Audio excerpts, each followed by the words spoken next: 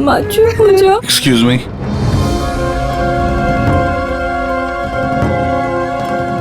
देखिए हम लोग सीआईडी से हैं।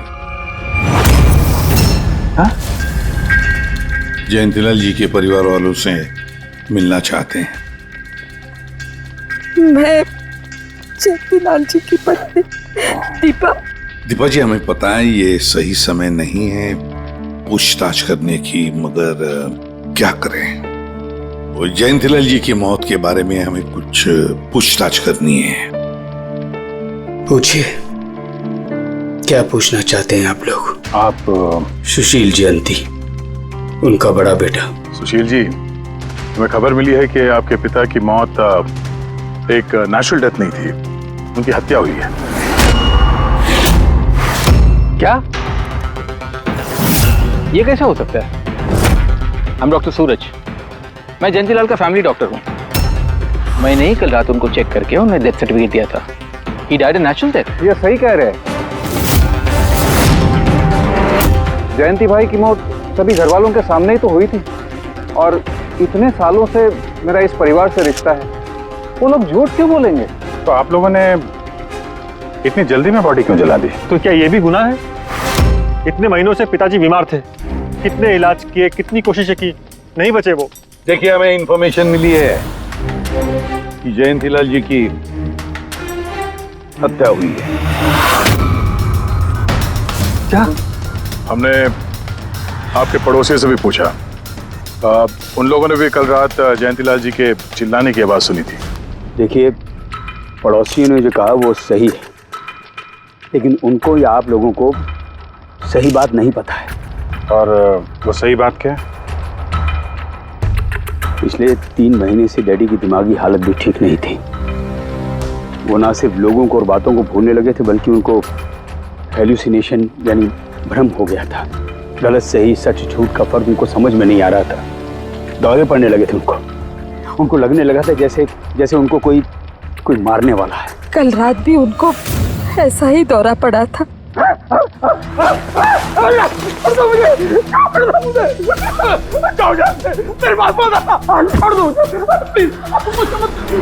शांत, कूल। इंजेक्शन गई। Fast, come fast. डैडी, शांत, रिलैक्स। कुछ नहीं होगा। पापा संभालो क्या? अरे ये क्या कर रहे हो? बच्चों की तरह क्यों जिद कर रहे हो? सुशील जी, उनका स्लीव ऊपर करो। जाने दो, मुझे मारो। बस।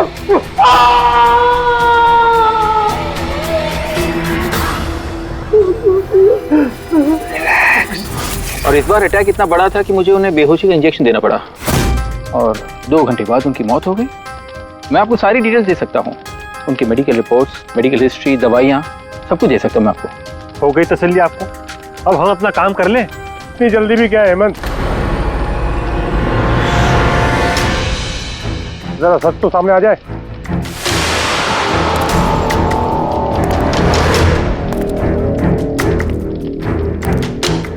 आप? सर, मेरा नाम मोहन है, मैं जयंतीलाल जी का वकील। मैंने आपको फोन किया था सर। मोहन जी, आपको ऐसा क्यों लगता है कि जयंतीलाल जी की हत्या हुई है? मेरे शक की वजह है उनकी वसीयत। लेकिन ऐसा क्या है इस वसीयत में? सब कुछ, कि उनकी जायदाद में से किसको कितना हिस्सा मिलेगा। उससे क्या फर्क पड़ता है? हम सब एक फैमिली हैं, किसी को छोटा किसी को बड़ा शेयर मिलेगा, यही ना? दैट्स ओके, कोई फर्क नहीं पड़ता है। अगर जयंतीलाल जी की मौत नेचुरल ना होकर मर्डर साबित हुई, तो आप में से किसी को भी उनकी जायदाद का कोई हिस्सा नहीं मिलेगा। Nothing at all. ऐसे कैसे हो सकता है? मुझे बराबर याद है कि 1 साल पहले उन्होंने मेरी सलाह लेकर ही ये वसीयत बनाई थी, और उसमें तो ऐसा कुछ भी नहीं लिखा था। दीपा जी, 3 महीना पहले उन्होंने नई वसीयत बनवाई थी। ये क्या बोल रहे हैं आप? ये कैसे हो सकता है? ये सब कुछ बकवास है। अरे पिताजी आपको कब मिले? आप तो 3 महीने से हमारे घर पे आए नहीं, और पिताजी भी 3 महीने से घर के बाहर निकले ही नहीं। तो फिर? हेमंत, वो खुद मेरे ऑफिस में आए थे 3 महीना पहले। मैं अब जिंदा नहीं रहूंगा। आप क्या कह रहे हैं सर? कोई मेरी जान लेना चाहता है, मुझे मार डालेगा। सर कैसी बात कर रहे हैं आप? कौन है जो आपको मारना चाहता है? कोई अपना, मेरे परिवार के सदस्यों में कोई है। मुझे पूरा यकीन है कि मैं अब चंद दिनों का मेहमान हूं। सर कौन है वो? कहा ना, कोई अपना। क्या सोच रहे हो? पुलिस के पास जाऊं? यही कहना चाहते हो? सर मैं पुलिस को खबर करूं? नहीं, पुलिस वाले भी अब मुझे पागल समझेंगे।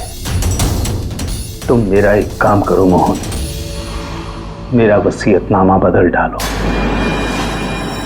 अगर मेरी मौत हो जाती है और मौत के बाद ये साबित होता है कि उसका कारण मेरा परिवार है, तो मेरा बिजनेस, मेरा पैसा, मेरा कुछ भी परिवार के किसी भी सदस्य के नाम नहीं होगा।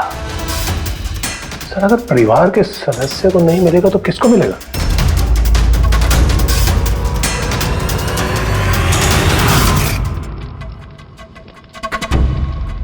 हमें नहीं तो किसे मोहन? जायदाद किसको मिलेगी? सर सीआईडी को।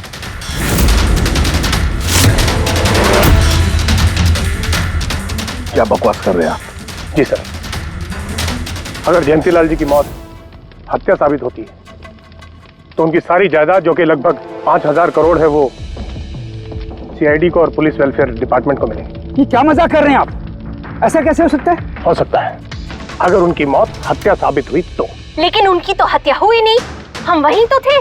जो कुछ भी हुआ हमारे सामने हुआ है। उनकी हत्या हुई है या नहीं वो हम पता लगा लेंगे। अरे आप कैसे पता लगाएंगे? बॉडी तो है ही नहीं। बॉडी जल चुकी तो क्या हुआ, राख तो है। जब तक ये केस सुलझती नहीं तब तक जयंतीलाल जी की राख हमारी कस्टडी में रहेगी। अरे लेकिन सॉरी मैम।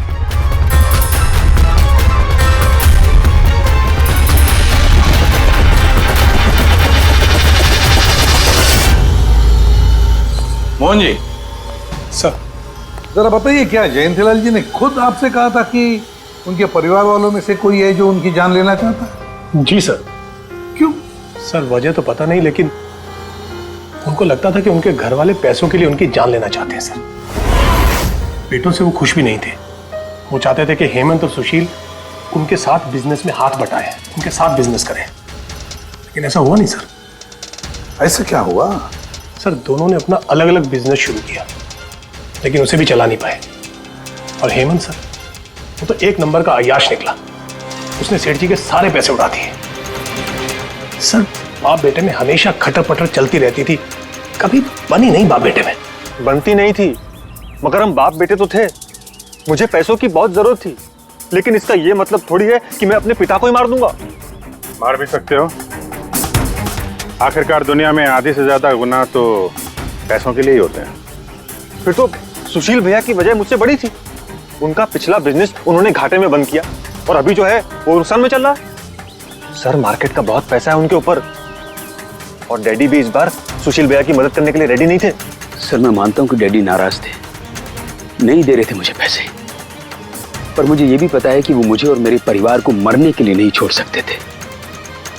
खून में उनका। खून तो हो, इसीलिए पैसों के लिए अपनों का ही खून बहा दिया।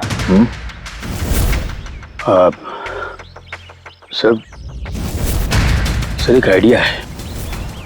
क्या है कि अब जो हुआ सो हुआ, उसको बदला तो नहीं जा सकता ना, लेकिन इस सिचुएशन से अपना फायदा जरूर निकाल सकते हैं। क्या मतलब? वो सर आप ये मामला सुलझा दीजिए। मान लीजिए कि नेचुरल डेथ थी, अब वसीयत के हिसाब से पैसे सीआईडी और मुंबई पुलिस की जगह हमें मिलेंगे, जो उसके असली हकदार हैं। नहीं, आप लोगों का जो नुकसान हुआ होगा वो हम आपस में समझ लेंगे ना। सुशील जी, हर आदमी एक जैसा नहीं होता, और दोबारा ऐसे बात करने की गलती नहीं करना, समझे? तुम अपनी दादाजी से बहुत करीब थी ना? दादाजी मुझे बहुत प्यार करते थे। हम दोनों बेस्ट फ्रेंड्स के जैसे थे, एक दूसरे से सारी बातें शेयर करते थे। कभी दादाजी ने तुमसे ये कहा था कि उनकी जान को खतरा है, कोई उन्हें मारना चाहता है, ऐसे कभी कुछ कहा था उन्होंने? उन्हें हर किसी से डर लगता था। दादाजी सिर्फ मेरे पे विश्वास करते थे, बाकी उन्हें सबसे डर लगता था। तो उन्हें लगता था कि कोई उन्हें मार देगा। चलो दादू, अब हम खाना खाएंगे। क्या ये? चलो चलो चलो चलो दादू। मुझे वो सब लोग इसमें जहर मिला के मुझे मारना चाहते हैं। कौन मारना चाहता है दादू आपको? वो सब लोग मिले हुए हैं, सब मेरे खिलाफ साजिश कर रहे हैं। तू भी मत खा, अरे फेंक दे, वरना तू भी मर जाएगी। दादू आप मेरा विश्वास करो, ये खाना मैंने अपने हाथों से बनाया, इसमें कुछ नहीं है, इसमें जहर भी नहीं, कुछ नहीं है। दादू आप मेरा विश्वास करो। देखो देखो देखो, मेरे हाथों में खा रही हूँ ना, देखो देखो, मुझे कुछ हुआ? मैंने अपने हाथों से बनाया। चलो दादू, चलो चलो चलो, खाओ खाओ खाओ खाओ। गुड दादू, गुड दादू। चलो एक और बाइट, जल्दी से जल्दी से जल्दी से जल्दी से एक और बाइट खाएंगे। अच्छा है ना दादू? गुड गुड, चलो चलो। कितना प्यार करती है तू, मेरा कितना ख्याल रखती है, बाकी सब लोग मेरी दौलत के पीछे मुझे मार देंगे। दादू आपको कुछ नहीं होगा, आपका बहादुर बच्चा है ना इधर, मैं आपको कुछ नहीं होने दूंगी। देखो, अब तुम घर जाओ, जाओ, और देखो किसी भी चीज की जरूरत पड़े तो मुझे फोन करना, ठीक है? जाओ।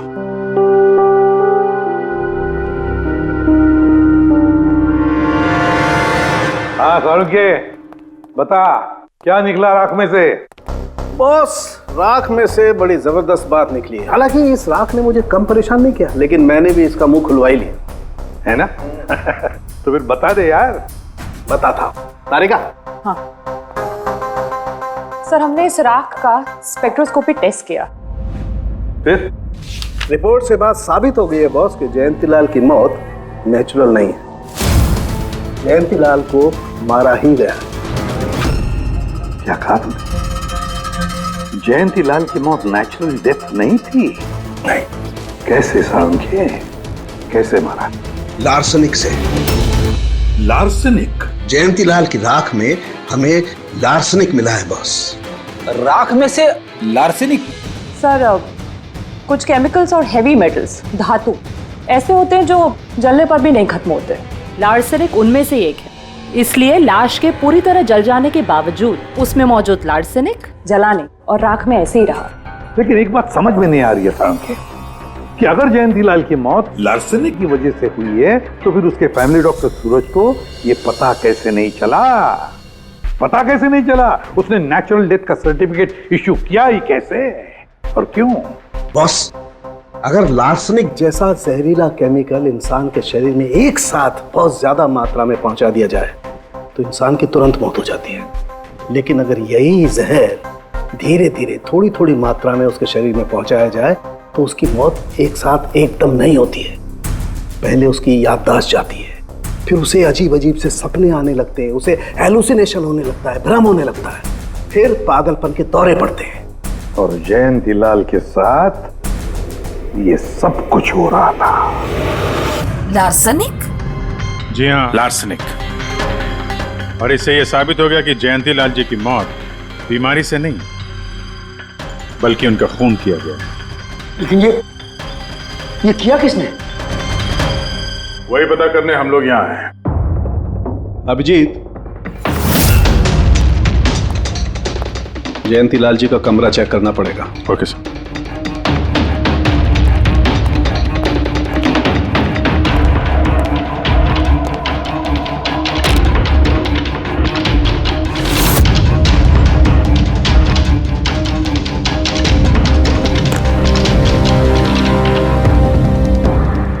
हम पे शक कर रहे हैं?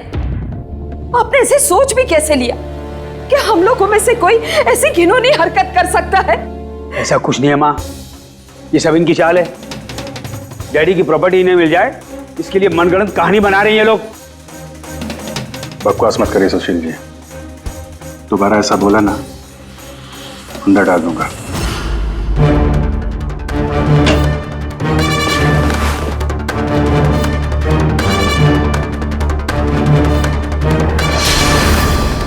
आप धमकाकर हमें चुप करा सकते हैं लेकिन कुछ साबित नहीं कर सकते। एग्जैक्टली आप लोग ये सब कुछ इन 5,000 करोड़ के लालच में कर रहे हैं ना? बोल चुके आप लोग, अब बस सीआईडी को अपना काम करने दीजिए। क्या मजाक नहीं चल रहा है? एक आदमी का खून हुआ है, खून। तो आप सबकी भलाई इसी में है कि हमारे साथ कोऑपरेट करें। अच्छा, अब सीआईडी धमकाने भी लगी है। ये धमकी नहीं है, ये आशी आशीष आशी बेटा, आशी क्या हो गया? आशी बेटा, आशी बेटा उठो। आशी आंखें खोलो, क्या हो गया तुम्हें? आशी आशी बेटा क्या हो गया? अरे जरा देखो इसे भी, क्या हो गया मेरी बच्ची को? आशी क्या हुआ? आंखें खोलो, हो गया? आशी बेटा, आशी बेटा, आशी, बेटा, आशी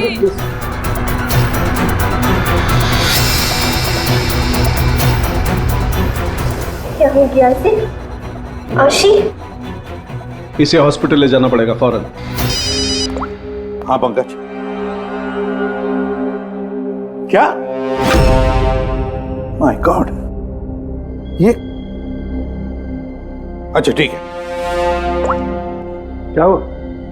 ये डॉक्टर सूरज ने आशी के कुछ टेस्ट किए थे, पता चला कि उसके खून में भी लार्सेनिक है। लेकिन सर, लार्सेनिक आशी के खून में पहुंचा कैसे होगा?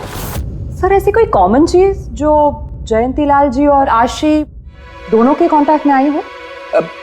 खाना। अब आशी ने बताया था ना कि कुछ दिनों से जयंतीलाल जी का खाना वो खुद टेस्ट कर रही थी। नहीं बस खाना नहीं, ये कुछ और है। ये सालों के साथ ये आपको कैसे पता चला? बताता हूं, बस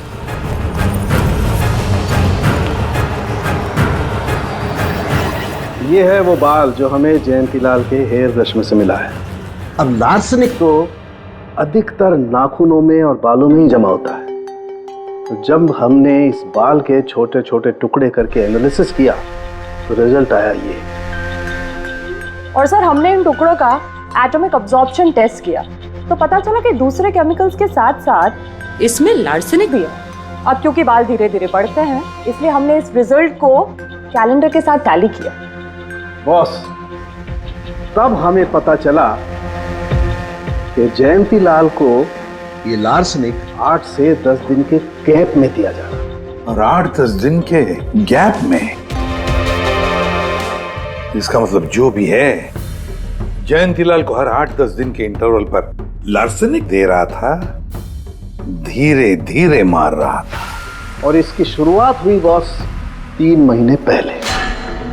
3 महीने पहले? सर, हाँ, फिर तो खूनी जयंतीलाल जी के घर वालों में से कोई नहीं होगा। परिवार वाले 8-10 दिन तक इंतजार क्यों करेंगे? एक ही बार में मार देंगे। फ्रेडी, परिवार वाला भी तो जयंतीलाल को धीरे धीरे मार सकता है ताकि किसी को उस पर शक न हो। सर पिछले 3 महीने से कुछ मसाज करने वाले आ रहे थे, मैंने बताया था आपको। हाँ, चेक कर चुके हैं हम उनको। उनके अलावा और कोई आता था क्या? कोई एक हो तो बताओ। उनके दोस्त, पुराने बिजनेस पार्टनर और ऑफिस के स्टाफ वगैरह बहुत सारे लोग आते रहते थे घर पे। जी, डैडी बहुत सोशल थे। लोगों से मिलना जुलना, पार्टीज में जाना उनको बहुत अच्छा लगता था। इसीलिए जब उन्होंने बाहर जाना बंद कर दिया तो लोग उनसे मिलने घर पर आने लगे। लेकिन इन लोगों को हम अच्छी तरह से जानते हैं सर, इनमें से कोई ऐसा नहीं कर सकता है। भाभी देखिए ना, ये कैसा निशान लगा है। 4 बार धोया, 4 बार छुटाया, फिर भी नहीं हट रहा। अरे ठीक से धो ले, साफ हो जाएगा। अरे भाभी कितनी बार रगड़ा, नहीं जा रहा। और जाएगा भी नहीं, क्योंकि ये दाग खून का है। खून? जी हाँ। सुनिए, आपके कुर्ते पे ये खून का दाग कहाँ से आया? आपको कहीं चोट लगी है क्या? क्या हुआ आपको? मुझे नहीं पता। अरे मुझे मेरे कुर्ते पर कहाँ से आया? मैं खुद हैरान हुआ था कल जब मैंने इसे देखा। तो कल लगी आपको ये चोट? नहीं, मुझे कोई चोट नहीं लगी। हाँ, जब मैं कल लोगों से मिल रहा था तब ये खून का दाग लगा मुझे।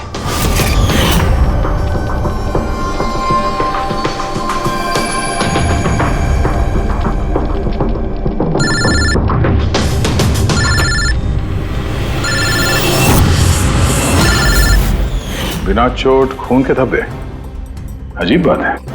वही तो। और कुछ हुआ था कल? कोई खास बात? नहीं सर, और कोई खास बात नहीं। साहब, एक बात अजीब हुई थी। क्या? कल सुबह मुझे गार्डन में कांच के कुछ टूटे हुए टुकड़े मिले थे। कांच के टूटे हुए टुकड़े? तो फिर? साहब, उन टुकड़ों में खून लगा हुआ था। क्या?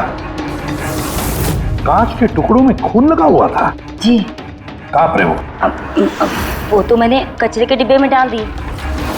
इस कुर्ते पे खून, कांच के टुकड़े पे खून। कहाँ देखे थे वो कांच के टुकड़े तुमने? ये देखिए, यहाँ पर मिले थे मुझे कांच के टुकड़े। यहाँ पर? जी।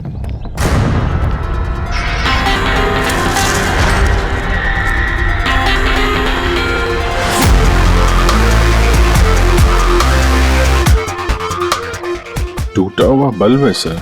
बल्ब का टुकड़ा मिला क्या उसको? काम करो अभिजीत, इस घर में जितनी भी लाइटें हैं, लैंप्स हैं, सब चेक करो, देखो कोई बल्ब गायब है क्या।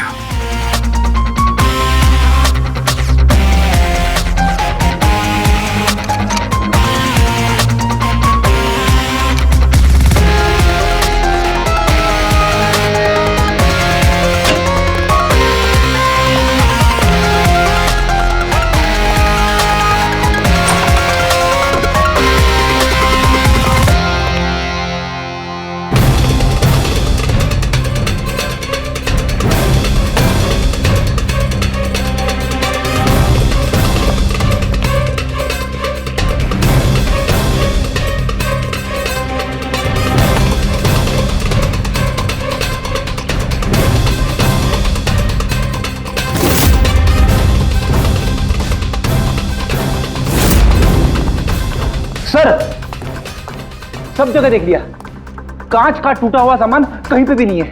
सर, कुछ नहीं मिला।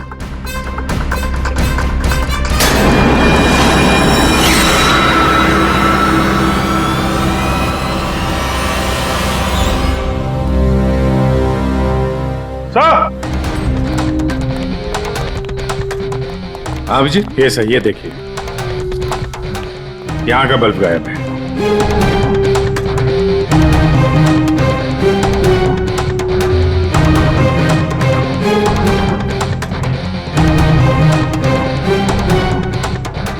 बड़ी अजीब बात है, ये लैम्प तो बिल्कुल ठीक था।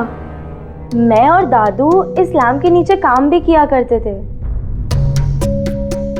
और जिस तरह दादू की मौत हुई तब भी ये लैम्प ठीक था, इसमें बल्ब था और ऑन था।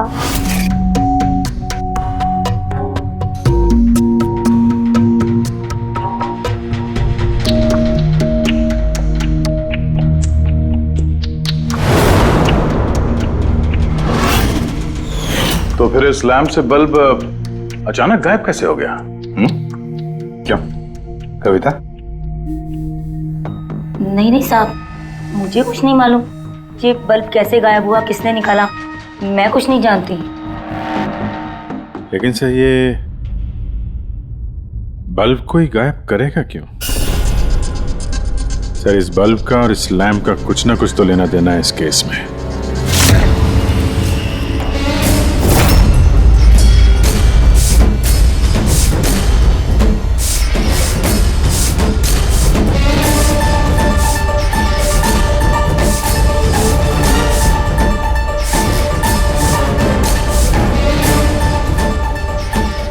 बॉस, ये धब्बे देख रहे हो? ये धब्बे लार्सनिक के हैं।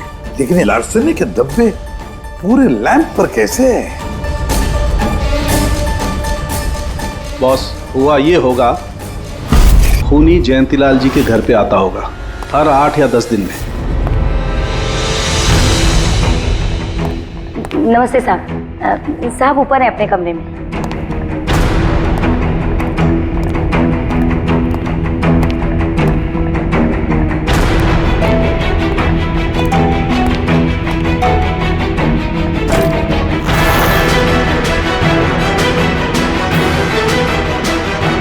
और चुपके से जयंतीलाल के टेबल लैंप पे लार्सनिक छिड़कता होगा।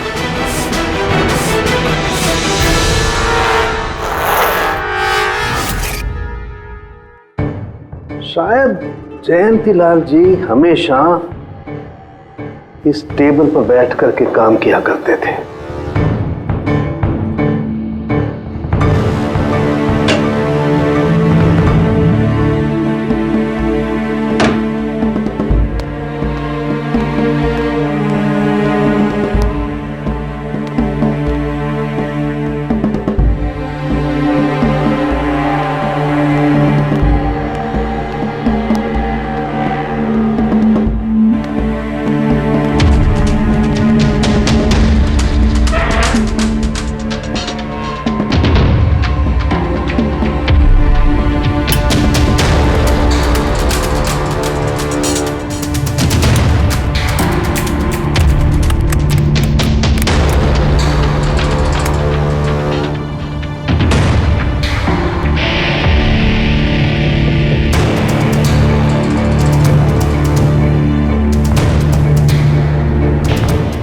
और जैसे ही ये बल्ब गर्म होता था, लार्सनिक धीरे धीरे फैलकर जयंतीलाल जी की सांसों में घुल जाता था।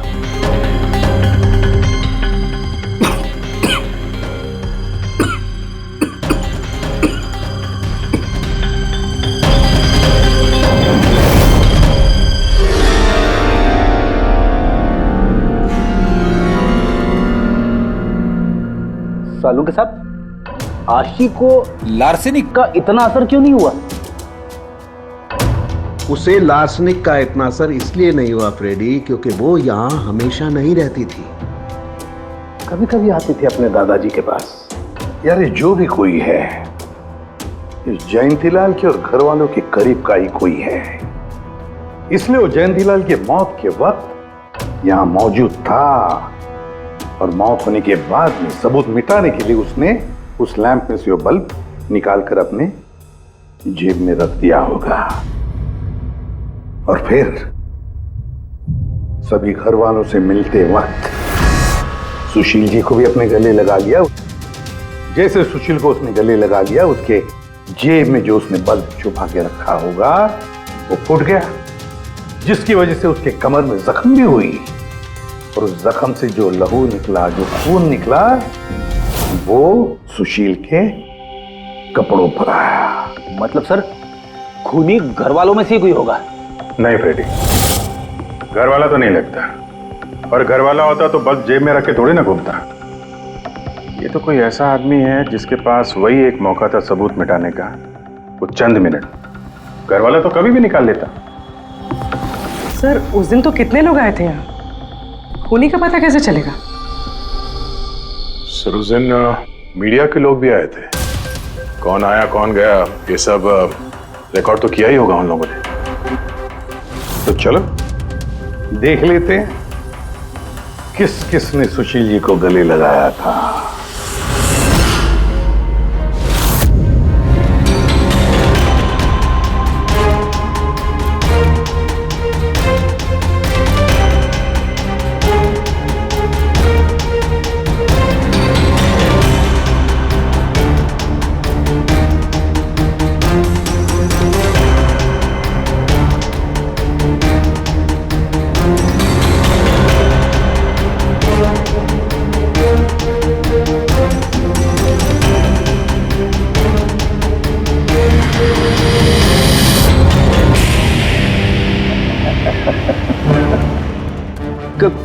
क्या हुआ सर, खूनी का पता चल गया?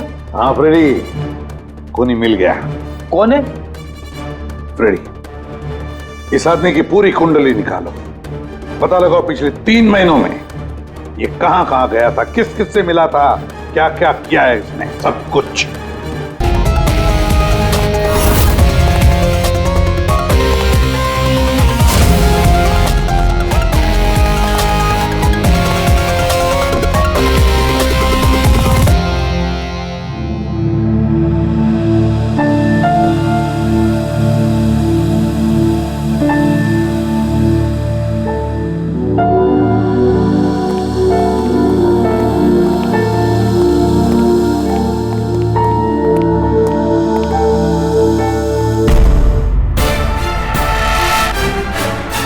आप लोग फिर यहाँ हैं? खूनी का तो पता चला नहीं होगा, कुछ छानबीन रहेगी होगी नहीं? नहीं सुशील जी, कोई छानबीन नहीं बची है। खूनी का पता चल गया है और खूनी अभी इसी वक्त यहाँ हम सबके बीच मौजूद है। क्या? कौन है वो?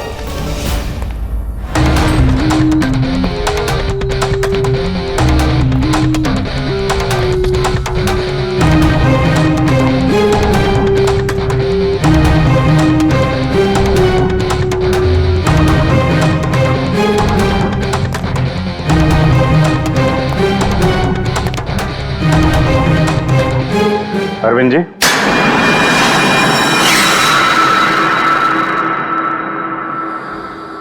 जरा उठेंगे आप? मैंने क्या किया? अरविंद जी, आपने क्या किया इसका तो पता हमने लगा ही लिया है। बस अब आपके कारनामे हम आप ही के मुंह से सुनना चाहते हैं। क्या बकवास है ये? आप मुझ पर इल्जाम लगा रहे हैं। आपको क्या लगता है कि मैंने जयंती को मारा? अभिजीत, मौका मिला था, मान जाते तो सबके सामने कपड़े नहीं उतरते। जरा एक कुर्ता उठाना। क्यों? अरे उठाओ सर। क्यों?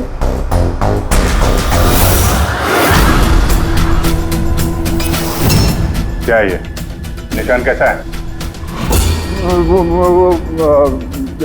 हाँ? कौन सी भाषा बोल रहे हो तुम? हिंदी में बोलो, हिंदी में, मातृभाषा है हमारी। भूल गए क्या? याद दिलाओ। हाँ? नहीं सर,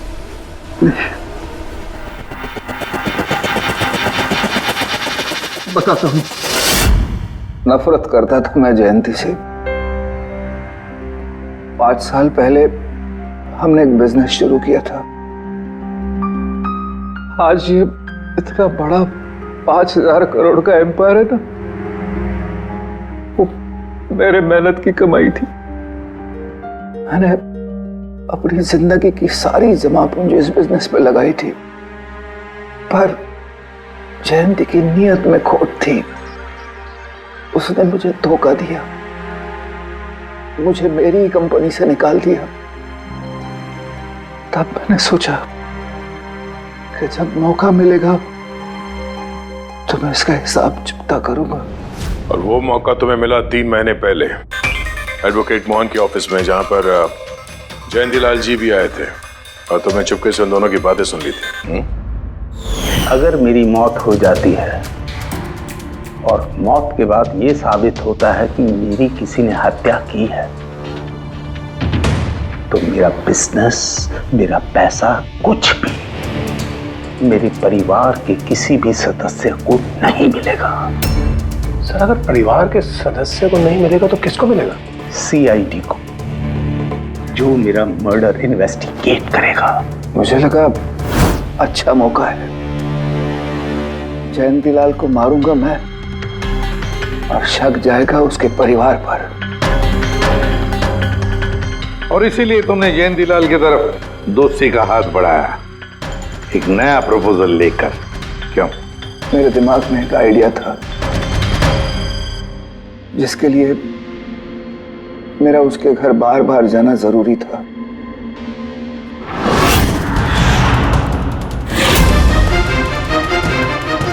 साहब ऊपर है अपने कमरे में।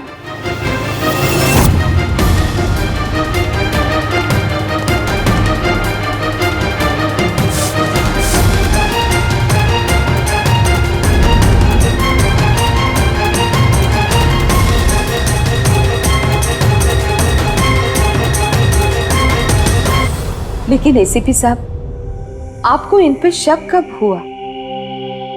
दीपा जी, जयंतीलाल जी की अंत्येष्टि के दिन जो मीडिया कवरेज हुआ था, जो मीडिया वालों ने वीडियो फुटेज लिया था, उसकी मदद से जयंतीलाल जी के अंत्येष्टि के दिन घर के बाहर जो इन्होंने कुर्ता पहना था, शमशान भूमि पर वो कुर्ता बदल दिया गया था, क्योंकि उस पर खून जो लगा हुआ था क्यों अरविंद जी?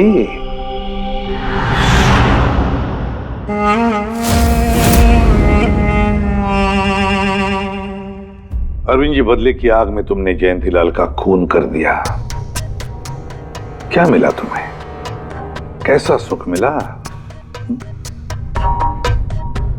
गलत किया तुमने, गलत किया। Freddy,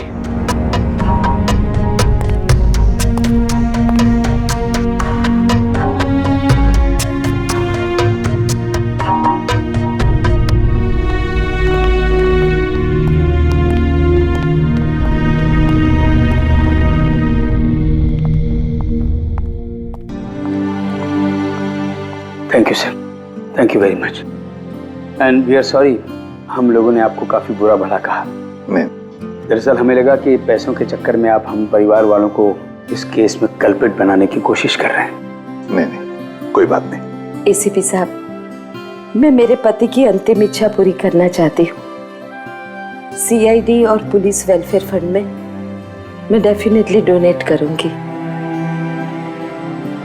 thank you very much, thank you. Thank you so much sir कि आपने मेरे दादू को इंसाफ दिलाया। God bless you.